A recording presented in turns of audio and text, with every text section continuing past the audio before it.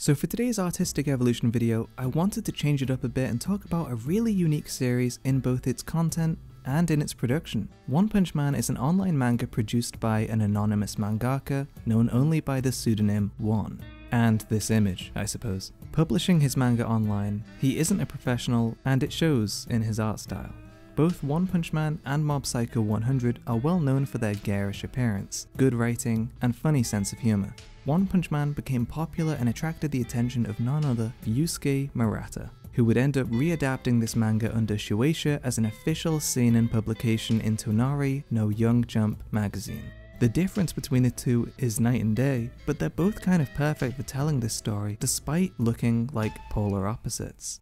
There's a really hilarious juxtaposition between the comedic and simplistic artwork of the original by One and the expertly detailed, high quality of Murata's remake, because the tone of the series includes a banal and super normal theme when it comes to its main character, and it really suits Saitama and his world to be drawn the way that he is in the webcomic, but at the same time, there are some amazing feats accomplished by this hero for hire, and Murata's artwork delivers on it in a much grander way. There's a concurrent evolution of seeing the manga unfold in two different ways at the same time, and an individual evolution of seeing One's artwork improve, and of Murata's artwork choosing to spin these panels into something new.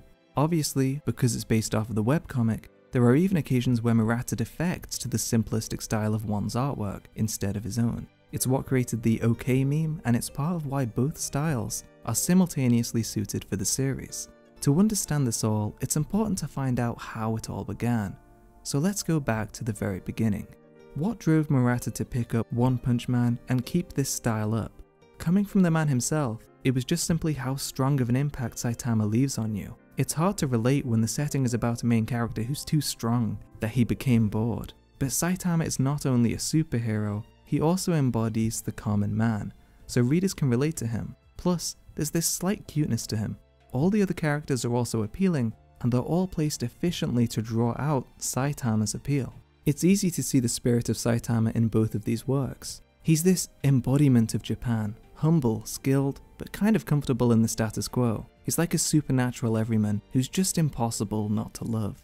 Murata originally made Saitama more handsome and cool than the original web manga, but realized that it would betray this spirit, and that was the moment he realized what made One Punch Man so special. Despite one of these mangas being a lot more detailed than the other, both of these works have character. One's style of writing, with his supernatural comedies, pairs well with his slightly goofy and unconventional artwork. Murata's artwork is clean and immense, showing his experienced career with his own take on the core themes of the story. It's also like a meta-representation of Saitama's life. On one side he's a goofy, carefree spirit, and on the other hand, he's got a lot more serious work to do. That 50-50 split kind of elevates both of these styles for suiting these halves. The type of coexisting two-manga structure that the series has is really unique. I couldn't name another like it. It's most comparable to light novels being published and being given a manga that runs alongside it, but slightly behind, like Goblin Slayer or Re:Zero. But even that isn't addressing the unique quality of seeing something twice like in One Punch Man. I would genuinely like to know in the comments if there is any manga based on a manga in a straight up adaptation like this. Because if not, then that means that this series is it. There's even a reverse knock-on effect from both One to Murata and from Murata to One. Murata sensei always shows me whenever he thinks up new scenes or dialogue to add. For instance, with the A-class hero Spring Mustachio, my storyboards just had his name and general appearance. He talked a bit and got beat up by the monster, nothing more. I didn't plan to highlight what weapons he used or anything like that. That part was really cut short. But the storyboards Murata sensei came up with featured him using his weapon against the monster, showing off his fighting chops so that the monster looked even more impressive by comparison. It was fantastic. To focus on One's drawing for a second, the elephant in the room, it's unprofessional. From a starting point, it's almost kind of shocking, but even from the beginning it has that so bad it's good quality that just looks funny. I wouldn't even say the art is bad, it's specifically the drawing which is unprofessional, but you can see that in terms of art, One does have a fairly good eye. Drawing skill isn't everything, even in as visual a medium as manga. One of the most important skills of being a mangaka is paneling, structuring the story in such a way that it flows effortlessly. Berserk is kind of an opposite to this manga, where the artwork is outstanding, but Kentaro Miura's paneling is a little chaotic at times, and maybe a little hard to follow every once in a while. One's paneling is a strong and smooth reading experience that never really falters. As time goes by, the really frantic and rudimentary drawings do start to take on a bit more depth. It's also worth noting that One is absolutely capable of making some really great artwork. Mob Psycho 100 is a bit of a passion project for him, and that's not something I've even looked up, it's just something that you can see visually, just from first glance. One of the big changes from one series to the other is a clear attention given to clean, smooth line work. When you have line work like this, it goes to show that what we have left is his style, and Mob Psycho is a much more compelling visual manga because of this. One definitely starts down a path that all artists have to walk, which is anatomy, making a human figure believable in a 3D environment. His artwork has a lot more developing ahead of it, but, as said before, it's almost better as it is considering One Punch Man's double release setup and the impact that its difference can have when reading both one and then the other, side by side.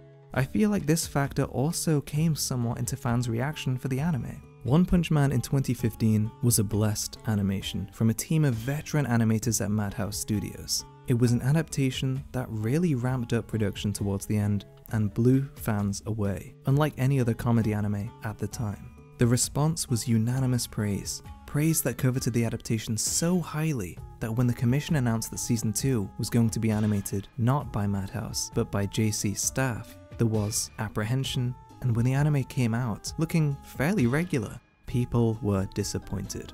Some of the criticism was really overblown, and some people had definitely already made their minds up before the anime even came out, but it just goes to show how much love for this series there is, and how integral the artwork is to the series and to the fans.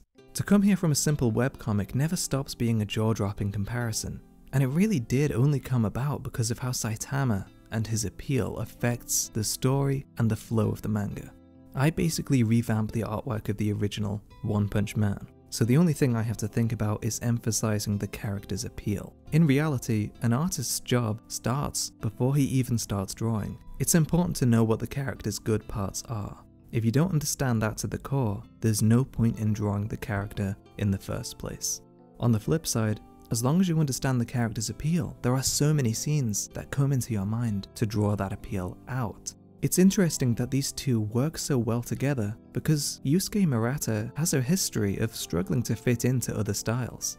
Before the serialization of Eyeshield, a series which Murata got his renown by illustrating, he worked as an assistant for Takeshi Obata, but he apparently really struggled with adapting his style to that of Obata's, saying, "I just couldn't draw the fancy crisp sort of pictures he needed." I heard from someone else that he said I'd never match up with his drawings, and that's when I realized he knew I couldn't do that style. So at one point, I was thinking of taking a different path.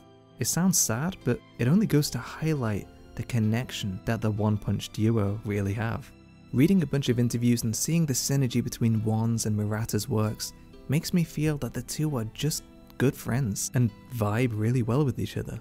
Either way, One Punch Man has an artistic evolution more unique than anything else I've covered so far. Thanks Sultan Jum, who first suggested One Punch Man, and for the many people who also suggested afterwards. Thanks to my patrons who continue to support me, I appreciate it very much. If you want to join their ranks and enjoy early access, exclusive videos, and future updates for $1 a month, then follow the link in the pinned comment. Like the video, subscribe for more, comment your thoughts down below, and thanks everyone for watching, and everyone, have a wonderful night.